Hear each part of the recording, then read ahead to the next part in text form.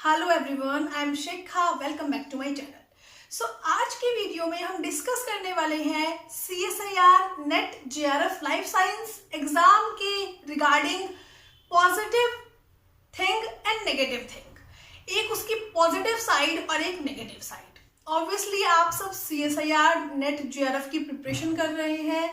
आपको पता होना चाहिए कि उसकी पॉजिटिव साइड के साथ साथ उसकी डार्क साइड क्या है, उसका नेगेटिव पॉइंट क्या है।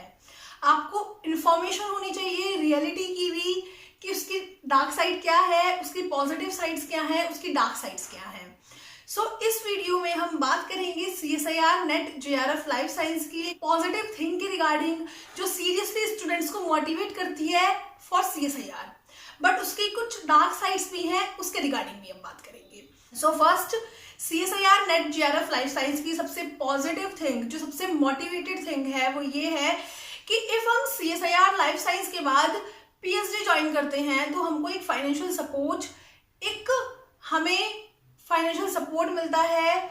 हमें अपनी ही पढ़ाई के लिए, अपनी ही स्टडी के लिए, अपने ही रिसर्च के लिए, अपनी ही PhD के लिए फाइनेंशियल सपोर्ट मिलता है। या तो आप नेट के लिए जा सकते हैं या JRF के लिए जा सकते हैं। नेट के लिए ऑब्वियसली आप एक प्रोफेसर की पोस्ट के लिए जाएंगे एंड JRF के लिए आप PhD के लिए जाएंगे। तो अपनी ही रिसर्च के लिए, अपनी ही पढ़ाई के लिए आपको फाइनेंशियल सपोर्ट मिल रहा है, आपको एक अच्छा खासा अमाउंट आपको दिया जा रहा है। तो ये बहुत पॉजिटिव थिंग है, learning plus earning concept. CSIR की जो सबसे पॉजिटिव और सबसे मोटिवेटेड थिंग है वो है learning plus earning concept.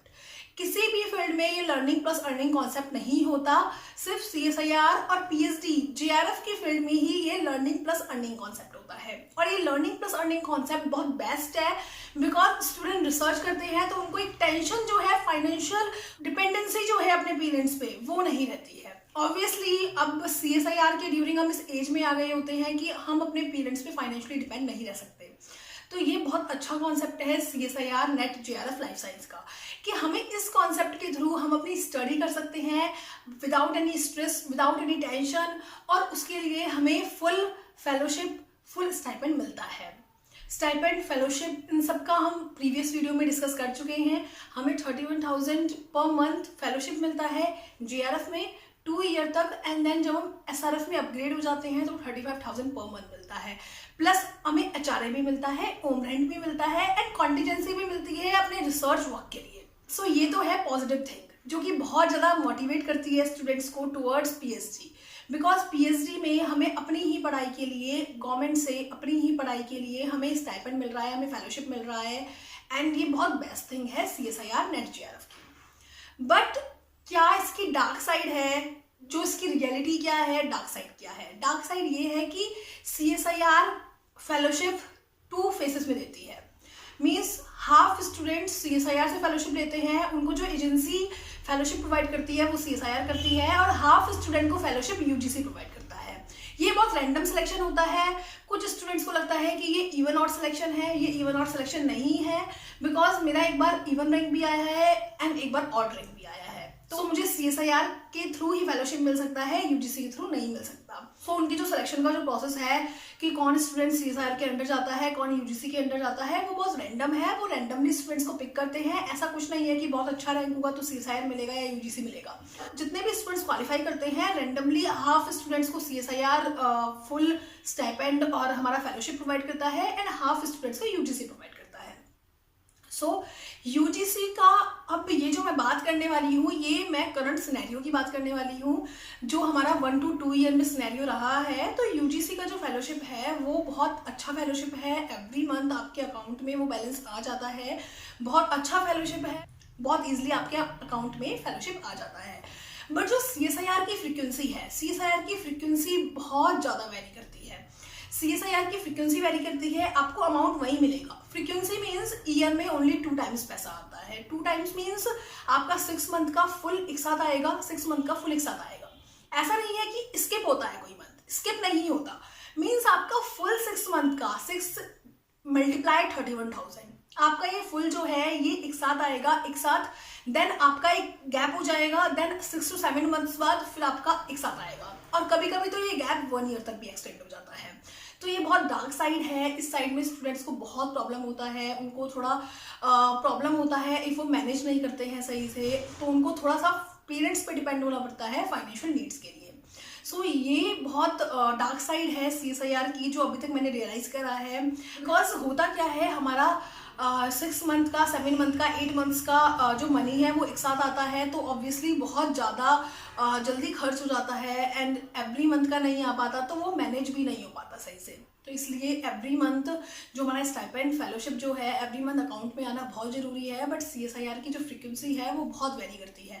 1 year का पूरा पैसा वो एक साथ देती है, कभी वो 6 मंथ का, कभी वो 3 मंथ्स का, कभी वो 7 मंथ का एक साथ देती है, तो ये थोड़ा प्रॉब्लमेटिक हो जाता है। बट स्टिल जो पॉजिटिव पॉइंट है वो हमारा नेगेटिव पॉइंट को कंपनसेट कर ही देता है कि हमें अपनी स्टडी के साथ, अपने रिसर्च के साथ, अपनी हायर स्टडीज़ के साथ हमें एक फाइनेंशियल सपोर्ट मिलता है, एंड फाइनेंशियल सपोर्ट भी अच्छा फाइनेंशियल सपोर्ट मिलता है।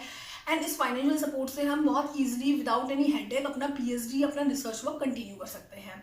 सो इफ़ ऐसा कुछ होता है तो स्टूडेंट्स को यही करना चाहिए कि वो CSIR के अंडर में है तो उनको मैनेज अच्छे से करना चाहिए। मैनेज करना चाहिए कि इफ़ आपका एक साथ वो अमाउंट आता है तो आपको उसी वे में उसको खर्च किया जाए, उसी वे में अपने पूरे नीड को मैनेज किया जाए 6 to 7 मंथ्स के अकॉर्डिंग। बिकॉज एक साथ 6 to 7 मंथ्स का आ जाएगा, फिर 6 to 7 मंथ्स का बहुत टाइम बाद आएगा, तो ये थोड़ा प्रॉब्लमेटिक हो जाता है।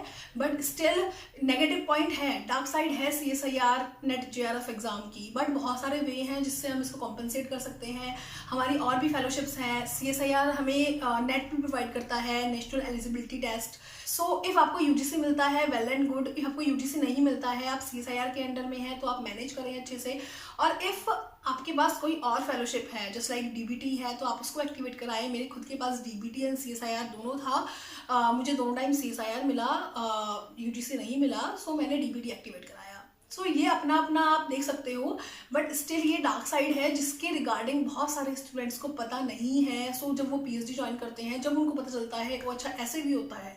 सो इसलिए इस ऑल अबाउट PhD के सेक्शन में हम वो चीज़ें डिस्कस करते हैं जो चीज़ें PhD स्टूडेंट्स को पता है, वो चीज़ें PhD स्टूडेंट जानते हैं, वो चीज़ें आपको भी पता होनी चाहिए। बिकॉज आप CSIR JRF के लिए प्रिपरेशन कर रहे हैं, तो आपको फुल राइट है जानने का कि आफ्टर CSIR हम जब CSIR को प्रिपरेशन कर लेंगे तो हमें क्या क्या प्रॉब्लम फेस करनी होंगी, हमारे पास क्या क्या एडवांटेजेस होंगे, क्या क्या डिसएडवांटेजेस होंगे।